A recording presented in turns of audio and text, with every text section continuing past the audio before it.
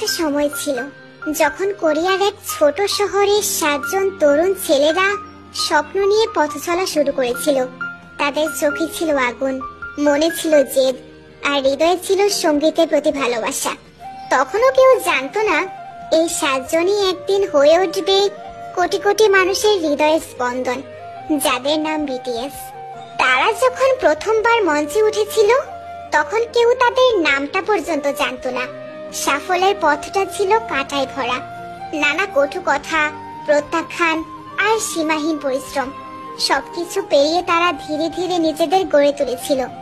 কিন্তু বিটিএস এর জাদু শুধু তাদের গানের ভেতরে নয়, ছিল তাদের গল্পে, ভালোবাসায় এবং অনুপ্রেরণায়। একটা সময় ছিল যখন তাদের কাছে ছিল না বিশাল কোম্পানির সাপোর্ট, ছিল না মিডিয়ার আলো, ছিল শুধু একটা জেদ, নিজের গল্পটা পৃথিবীকে শোনাতে হবে। তারা গাইতো ভাঙা স্বরে, কাপা গলায়, ছোট্ট স্টুডিওতে। কেউ শোনেনি তখন। তারা বহুবার হাসির পাত্র হয়েছিল, তবুও তারা থামেনি, কারণ তারা জানতো কেউ একজন কোথাও হয়তো অপেক্ষা করছে এই গানগুলোর জন্য। বছর গেল, মঞ্চ বদলালো, ভিড় বাড়লো, আলো ঝলমলে হলো, কিন্তু 7টি হৃদয় ঠিক আগের মতোই রয়ে গেল, বিনয়ী, সত্য আর স্পর্শকাতর।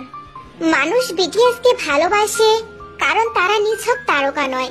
তারা নিজেদের ভাঙাচোরা গল্প সবার সঙ্গে ভাগ করে নেয়।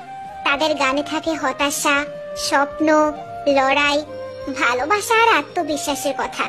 তারা শোনায় কিভাবে একটা সাধারণ ছেলেও অসাধারণ হয়ে উঠতে পারে যদি সে নিজেকে ভালোবাসতে শিখে। একটা মেয়ে ছিল, ধরো তার নাম মায়া। মায়া ছিল খুব চুপচাপ, নিজের মাঝে বন্দী। একদিন সে হঠাৎ করে ইউটিউবে বিটিএস এর একটা গান শোনে। গানটার নাম ছিল ম্যাজিক শপ। গানের প্রতিটা শব্দ যেন তার ভেতরের কষ্টকে জড়িয়ে ধরে বলেছিল, তুমি একা নও। সেই থেকেই মায়া বুঝে ফেললো বিটিএস শুধু গান গায় না, তারা অনুভবও করায়। এমন কোটি কোটি মায়া আছে সারা দুনিয়া জুড়ে, যারা বিটিএস এর গানে খুঁজে পায় সাহস, ভালোবাসা আর নিজেকে গ্রহণ করার শক্তি।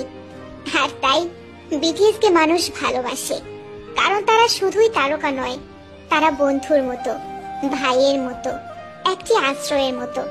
আচ্ছা, মানুষ কেন বিটিএস কে ভালোবাসে? কারণ তারা সত্যি, কারণ তারা তারার মতো উঁচুতে থেকেও মাটির গন্ধ ভুলে যায়নি, কারণ তারা বলেছে নিজেকে ভালোবাসো যখন পৃথিবী বলছিল তুমি যথেষ্ট নও, কারণ তারা শুধু গানই শোনায় না, তারা বুকের ব্যথা বোঝে।